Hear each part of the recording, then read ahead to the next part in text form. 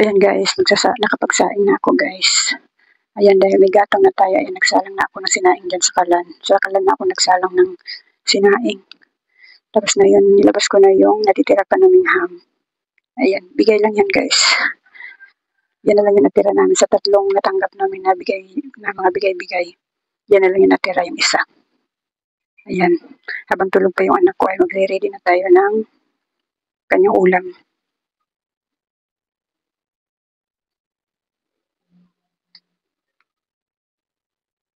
Ayan. Re-ready na natin to guys habang nakasalang pa yung aking sinaing.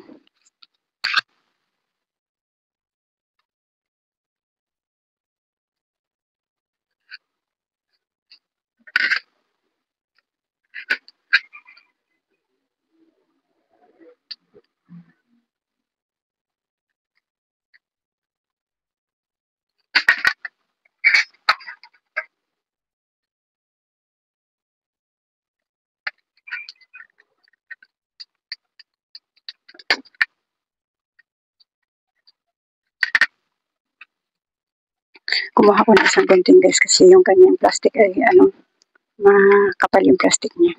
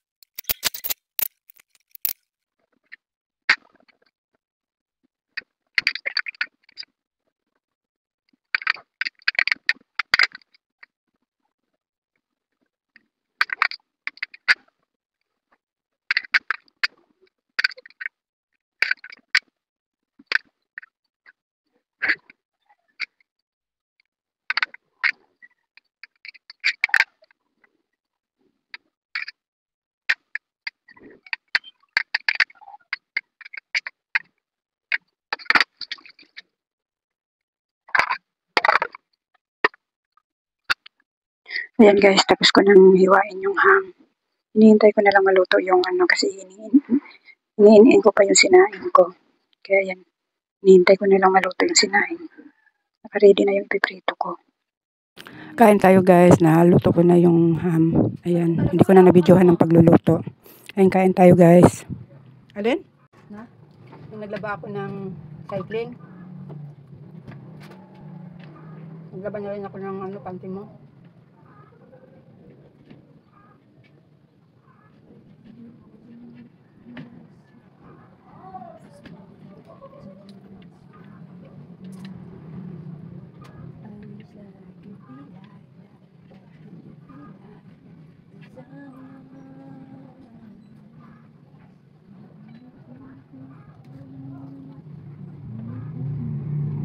Miyerkules ngayon, men.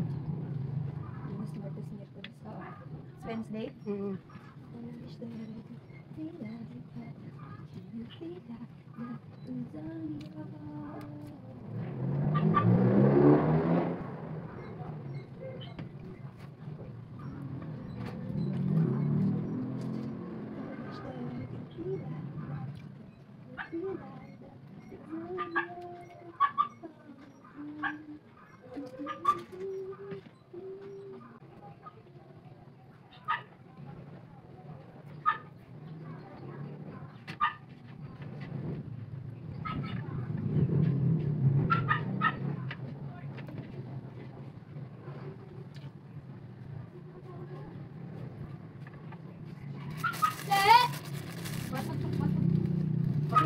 Ah.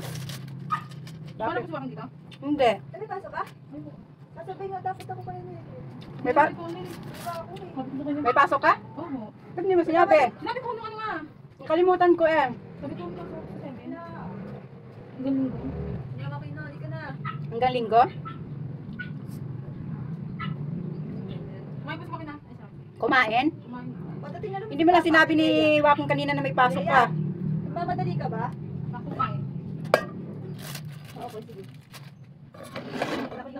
Talakad na kasi si Papa. Kasi hindi ko makapagbantay. Dora. Ba, nandiyan ba si kuya mo? Wala mo. Alaga pala ako. Sabi ko. Kala ko nga doon, walang alaga. Kaya nga. Kalimutan ko kasi kung anong araw yung sabi niya. Tapos dumaan mo lang si Jukong kanina, hindi mo lang sinabi.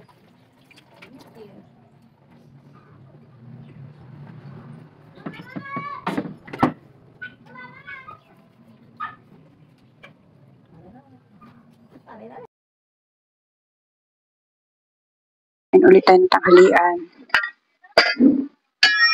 May ulam ako dito ng ano guys, so ang palaya, bigay ng anak ko. Tapos may binili kami sa yote para ulam dun sa apo ko. Kakain muna ako kasi nandun yung apo ko na nagbababad sa isang batya. Kain muna ako bago siya. Ayun guys, kain tayo ulit guys. Agahan naman yung kain ko kanina guys at saka nakaligo na pati ako. Bago dumating yung isang alaga namin, ay naligo na muna ako. Tapos may alaga din ako ngayon guys. Hindi ko inaasahan na may alaga pala ako ngayon. Kaya yung isang alaga namin ay, yung alaga ng anak ko, pinalagaan ko na rin sa lolo niya. Kasi paliliguan ko tong isang alaga namin. Paliliguan at saka pakakainin. Ako muna kakain guys. Kasi nagbababad pa naman siya rin sa batya. Ang sarap ng ampalaya guys. Hindi siya masyadong mapait.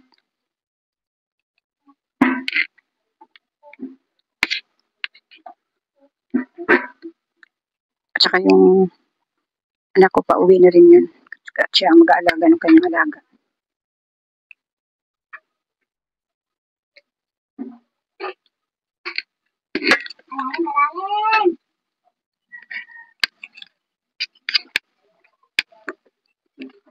Ang sarap ng pagkaluto ng ampalaya. Ang nagluto nito ay biyanan ng anak ko. Nagpaluto sila ng ampalaya. Binigyan lang kami kaya isa na lang binigyan ng ulam.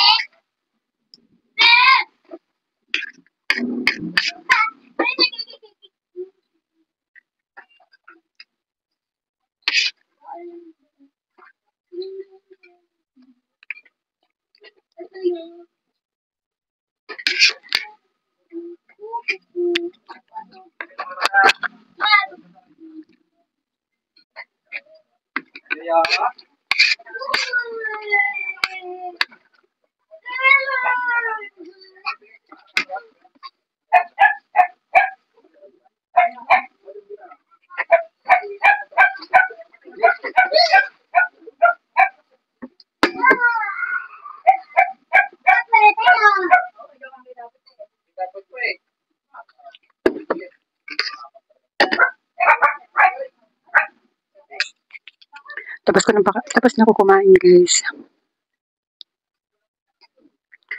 ako kumain guys. Yung apo ko noon pakakainin ko na.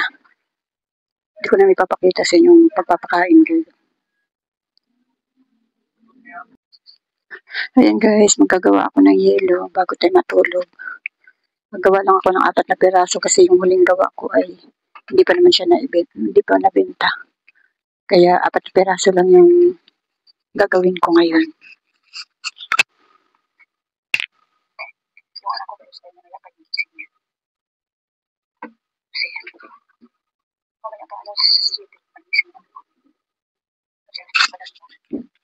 Hindi pa nabenta yung huli kong ginawa guys kasi nga lahat naman kasi dito sa amin ay may mga kanya-kanyang rep na. Yung anak kong bumibili dati sa akin ng yelo ay may rep na din. Tapos yung bumibili naman sa akin ay wala naman sa kanila kasi nga may trabaho na. Kaya wala nang nabili sa akin ng yelo pero gumawa pa din ako. Kasi bukas yung kaibigan ko nga sinasabi kong may trabaho na ay wala siyang pasok bukas. Malay mo bukas guys ay makabenta tayo ng yelo. Ayan. Makakabenta lang tayo nito ng yelo guys ng malakas ay pag tag-init na. Kasi yung iba kasi guys kahit may rep na sila ay nabili pa rin sila ng yelo pag yung kailangan nila ng yelo kahit may mga sila kahit may hirip sila pag ganyang tag-init. Kaya makakabenta lang tayo nito ng malakas ng yelo ay sa pa sa tag-init pa. Sa ngayon hindi muna kasi nga malamig pa yung panahon. Kaya yan guys, gawa muna ako ng yelo guys.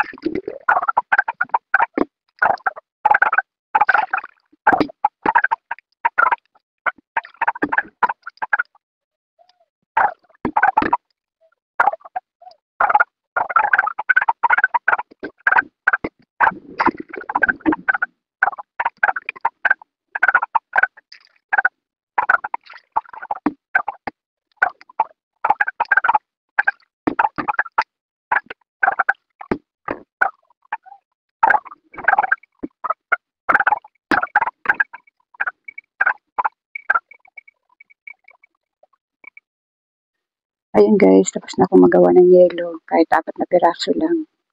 Pagkatapos naman guys ay magpaplantya naman ako ng uniform ng anak ko. Bali pang taas lang yung paplantyahin ko. Bali isa lang yun guys kasi nga isa lang yung uniform niya. Guys, tingnan niyo kung anong oras na. 11:51 na ng gabi. Magpaplantya muna ako guys para bukas ng umaga ay magluluto na lang ako ng kanyang kakainin. Kasi maaga yung pasok niya bukas. Kaya ngayon pa lang ay paplantyahin ko na yung niya. Uniform yung pantaas.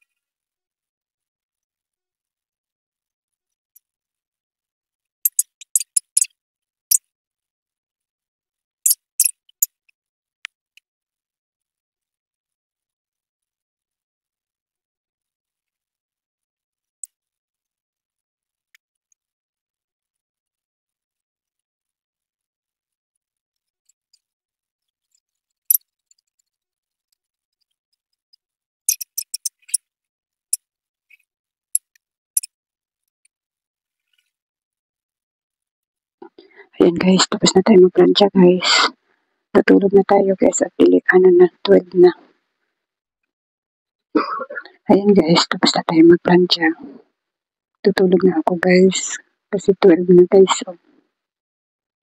Kaya kailangan ko na matulog guys kasi maaga pa ako gigising bukas.